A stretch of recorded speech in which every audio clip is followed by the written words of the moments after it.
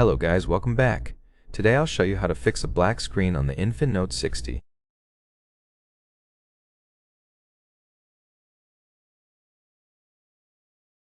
First, when your phone is completely unresponsive with a black screen, plug it into the charger to rule out a dead battery.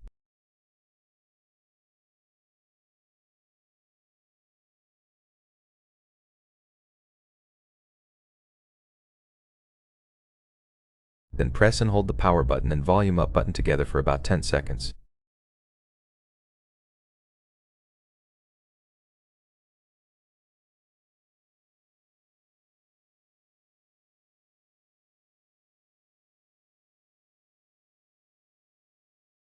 As you can see, it now tries to restart. We just force restarted the phone.